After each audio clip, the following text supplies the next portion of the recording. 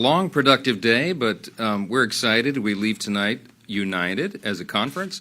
We have had an extraordinary leadership team elected. I'm delighted and honored by my colleagues to have been re-selected as the Speaker, as our nominee, and we'll head into January 3rd to make all that happen.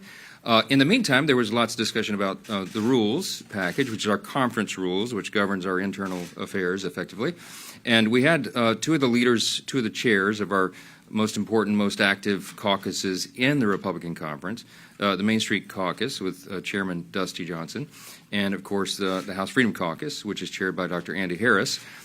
They work together collaboratively to work with members across the conference with very different ideas and perspectives and come to an agreement about what all that would entail. And so I wanted to give you all an opportunity to hear from them, and I'm really grateful for their time and their expertise and their investment in making all this work very well today for everybody. So I want to give it to Dr. Harris. Go ahead.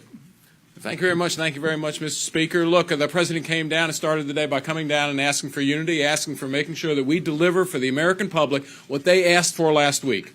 And obviously, we know that now we know what the leadership is going to be like in the Senate. We know who our Speaker designate is right now.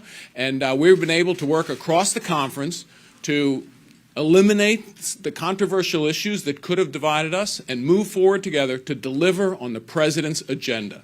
That's it. That's what the American people expect us to do. And the first steps we're taking today, very concrete steps. And look, we're behind the President. And I want to thank Dusty Johnson for working to make us unified, to go together to deliver for the American people with Mr. Trump as the President.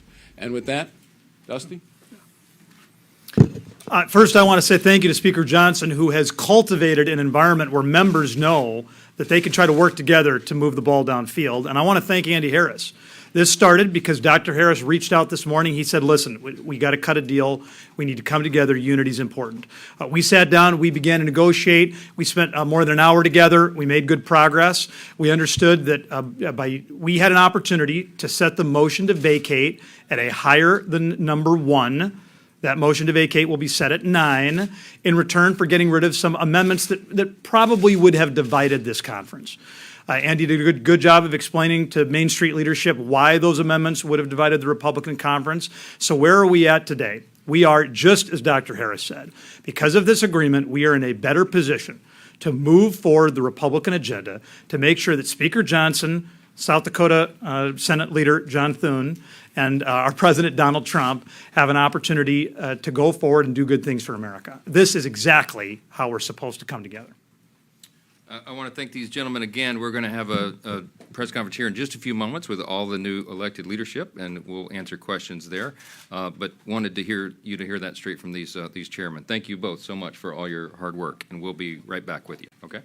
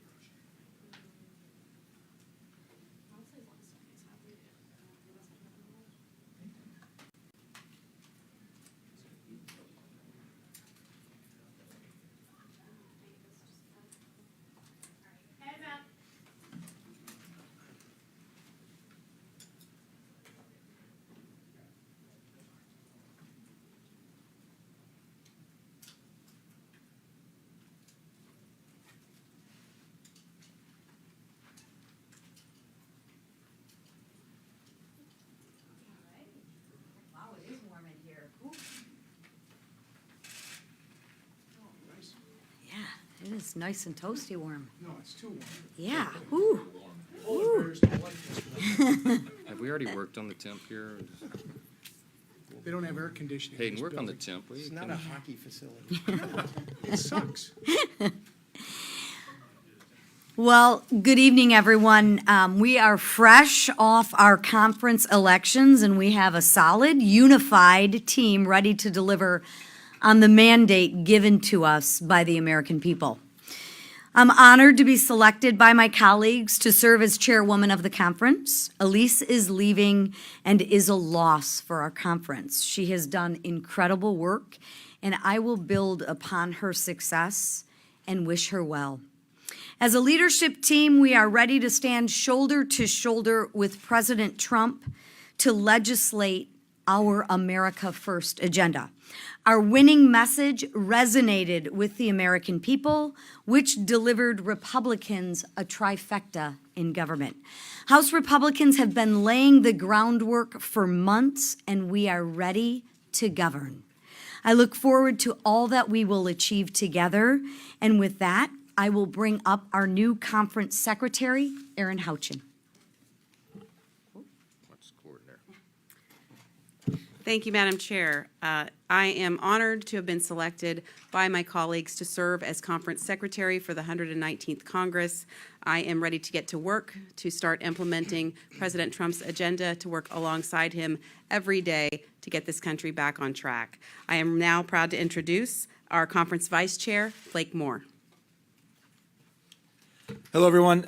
Exciting times. Good to be back in session off of a really strong message from the American people that we need conservative leadership to govern our country, move things in the right direction. I can tell you that the conference is excited about the opportunities that lie ahead, primarily legislatively. We have been battling, building good, strong legislation to address energy, to address border, all the issues that we know our Americans are focused on, and it just goes to die in the Senate. We're looking forward for an opportunity to move this legislation that we built last term and move it on to the next. So I'm excited. Congratulations to everybody on the leadership team. Looking forward to a full term as vice chair as I came in mid-cycle, and excited to introduce our new policy director, policy chair, Mr. Kevin Hern.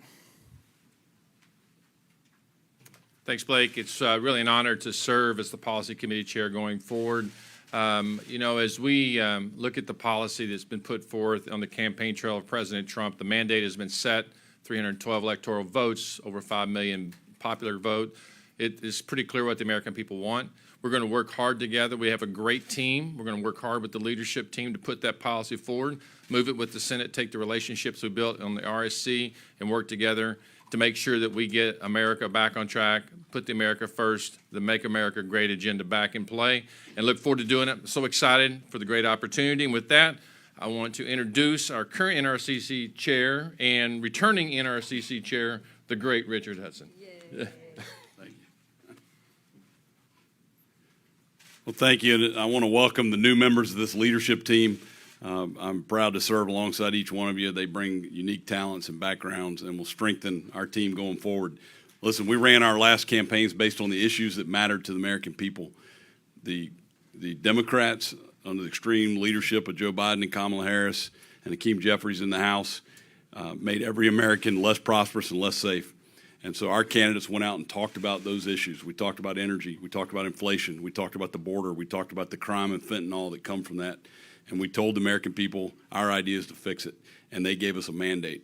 And so together with President Trump and a Republican Senate, we're going to start delivering on that on day one. Thank you. I'll now bring up our great whip, Mr. Tom Emmer. Thank you, brother. Thanks, yeah. Thanks, Richard. I first want to say thank you to my House Republican colleagues for electing me to serve as their majority whip once again. It's a privilege and a responsibility I do not take lightly. We treat the whip office like a customer service office. We are here to serve our members and the people they represent. We don't take anyone or any vote for granted, and we will continue building a culture of teamwork, communication, and respect to deliver more wins on behalf of the American people. Now that we have our leadership team in place, it's time to suit up and get to work. President Trump delivered the greatest political comeback in American history based on his proven record and promise to make this country great again. Voters also gave him a Republican Senate and a Republican House to help him do it. So now it's our turn.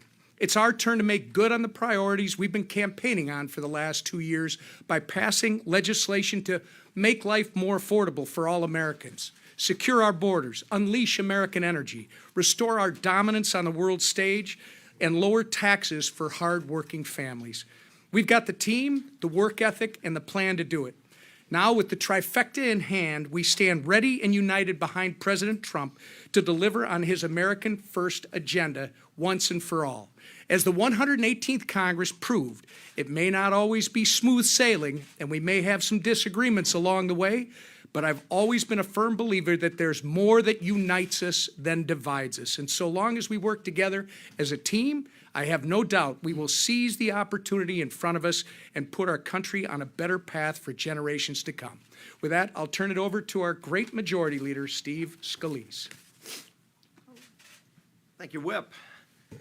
And I, too, want to thank our new members of this really strong, unified leadership team, and Kevin Hearn and Aaron Houchin, and our new conference chair, Lisa McClain. We're really excited about the selections that our conference made today. We are going to miss Elise Stefanik, and she served our conference so well for so many years as our conference chair, but there are bigger things ahead for Elise. And we know that President Trump is going to benefit tremendously from Elise being the UN ambassador. The world is going to see what we've all known is she's a strong leader and is going to, I think, really do a great job of representing America's values and views in Trump's foreign policy at the United Nations, where it is so desperately needed. If you think about how we started this morning, we had President Trump come talk to us about what is ahead in this unified government. You know, we went all around the country, and I was in every swing district. I got to campaign with President Trump himself, and you could see the energy around the country. You know, when President Trump talked about the things he would do to make America great again, it's not just a tagline on a hat. It's what we're going to do to secure America's border. It's how we're going to lower food costs and energy costs for those families who are struggling across this country, who have been clamoring for somebody to hear their plight, and President Trump did. And he did it in every corner of the nation. He won every swing state because he had a message that was focused on those hardworking families who are struggling. And they responded by giving us this overwhelming mandate. And we are already working to deliver on that promise. We're excited about this opportunity for the American people to go and fight to get those policies put in place now that will lower their food costs and lower their energy costs and secure the border, working with President Trump to deliver a better America. And I am proud to say that the leader of that effort here in this new Republican majority, who was elected today unanimously by our members to be the Speaker of the House again, marshaling through this effort, is our Speaker today and our Speaker tomorrow, Mike Johnson. Thank you. Thank you. Well, thank you all for being here again. It is a new day in America. Yesterday morning, we began on the steps of the House as everyone was flying in to begin work again as we complete the 118th Congress. And we celebrated what is a new beginning, really, a new morning in America, a new day in America. And so today we began this morning, as Steve Scalise just told you, our majority leader, that we began with President Trump. And he came to visit us. It was a bit of a pep rally. Everybody feels very confident, very encouraged about the days ahead. And he gave us a very inspirational message. And he talked about the importance of maintaining unity and standing with this leadership team to go forward. It was very well received, and that set the tone for our day. And we had a very productive day together as a Republican conference. And the theme that you'll hear over and over from all of our members across the conference is that we are unified and energized and ready to go. We have to deliver for the American people beginning on day one in the new Congress, and we will be ready for that. I want to congratulate these new leaders that have been duly elected to help serve the conference. This is an extraordinary leadership team, and those who've been reelected who have earned those positions well. This was a group and a body today that worked together and did some really extraordinary things, putting together a leadership team and deciding upon our conference rules. I want to again tip my hat to the chairs of two of our most important and active caucuses within the Republican conference, the House Freedom Caucus, Dr. Andy Harris, Congressman Harris, and Congressman Dusty Johnson of the Main Street Caucus, who worked together with a subgroup of members to work through a very deliberate process to come up with the rules. So we come out of this excited to deliver the America First agenda for the American people. Like the majority leader said, we traveled all around the country. All of us did. We all campaigned for our colleagues throughout the year. And we felt the energy on the ground, as Steve said, and we took the temperature of the American people. We heard their concerns. We heard that no matter where you are in the country, north, south, east, west, the number one concerns were the cost of living, the wide open border, the instability on the world stage, the weakness that has gotten us into the most dangerous situation since World War II. They were worried about instability and insecurity, the radical, progressive, woke agenda. People have had enough of all that. And so we're going to deliver solutions to all those great challenges facing the country, and we're excited to do it. I know you're all tired of hearing my football metaphors, but we have a very well-designed playbook. We will begin to execute those plays with precision on day one.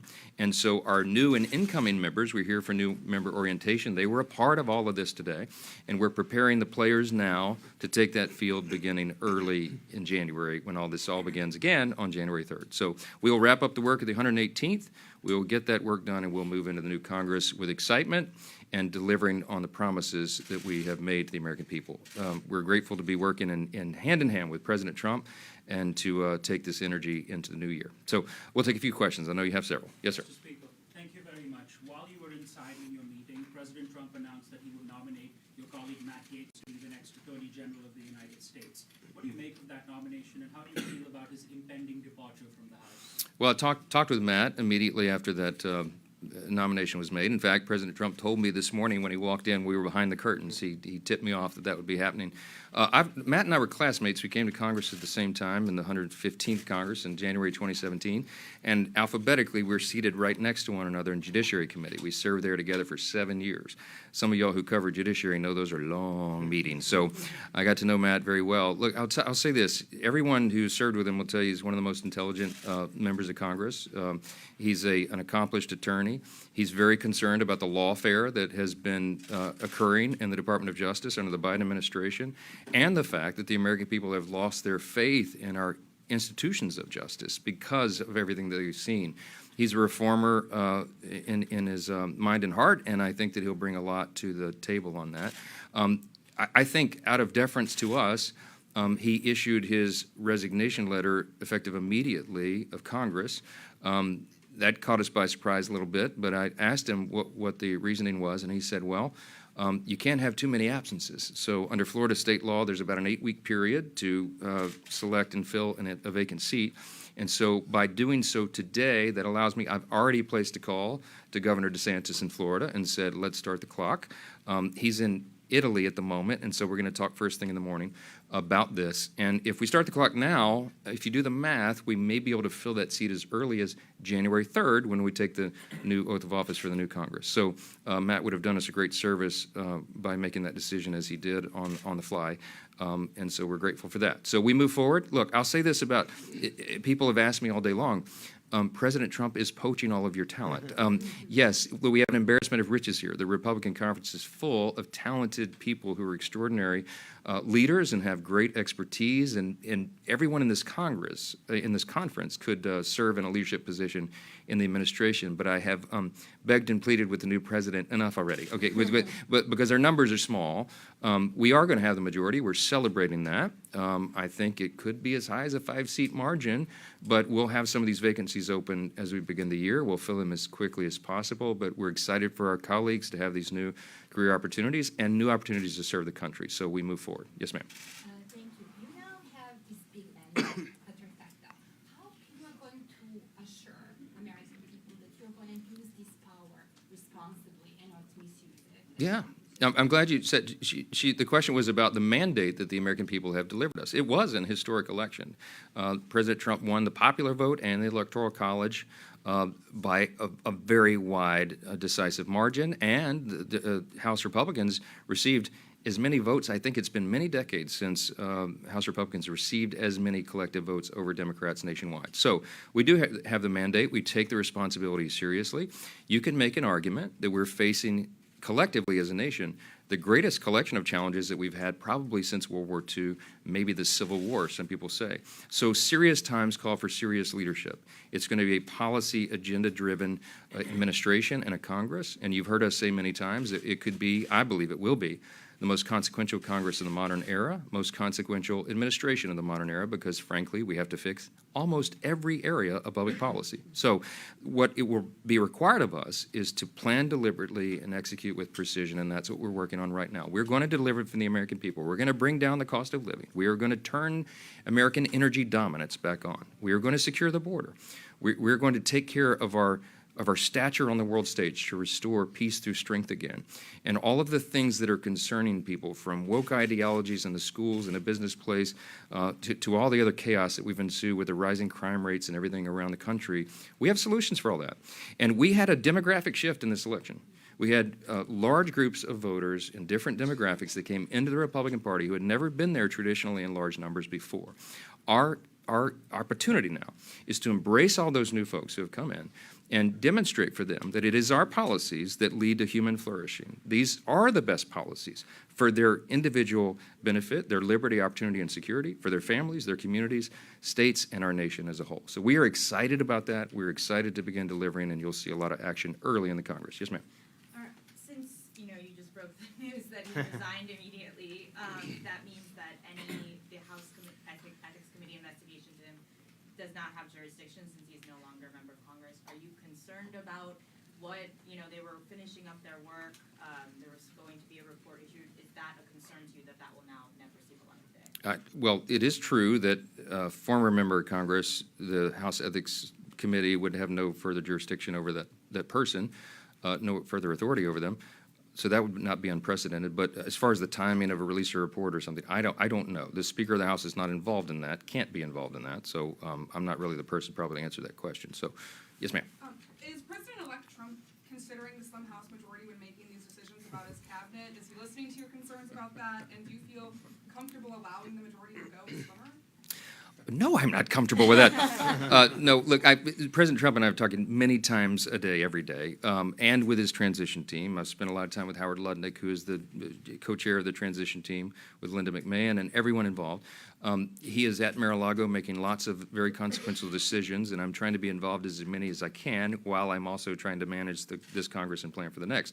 I'm going to make a trip down there tomorrow evening for a gala for the America First Policy Institute, spend some time with them there, and then I've changed my plans to go down to Mar-a-Lago for the weekend so that I can be there while more of these decisions are being made. He's very aware of the margin, the size of the margin, but he has an administration to fill, a cabinet to fill, and he's keeping all this in mind at the same time. So we're both very aware of the margins and the size. Everyone in this room is keenly aware of it as well, and that's why we're emphasizing unity right now, and I'm very hopeful about that. I think we can walk and chew gum at the same time, and I think we'll get these seats filled by, these are reliable Republican seats. We'll have very strong candidates presented who will win those elections in short order, and by early spring we'll have these seats filled, and we'll keep moving forward. So, yes, ma'am. The last question, guys. Okay. Mr. Speaker, you just mentioned that Congressman Gates is resigning early. That will allow Florida to have a special election sooner. Congressman Waltz is also from Florida. Have you talked to him about doing something similar? Because that would apply to his seat as well. Yeah, he's got to make his own determination on that. But if of course, for the position that Congressman Waltz has been chosen for, he doesn't need Senate confirmation. So I assume that he'll be making that decision. I'll talk with him, of course, tonight and tomorrow about that to figure out the best timing. He's a team player as well, and he wants to do what's right for the conference and for the country, and I'm confident he will. He's going to do an extraordinary job in his position, as is Elise Stefanik, and I'm sure Matt Gaetz. I believe they'll all do very well. Now, there are others here who President Trump has interest in serving in other positions, and I said, please, sir, no. We have a great talent here. We're excited to work for that, excited for this leadership team. This is a great group of people who are here to serve the country, and they're going to perform well for their constituents and for America. We're going to turn this country around, and we can't wait. Thank you so much for being here today. Bless you.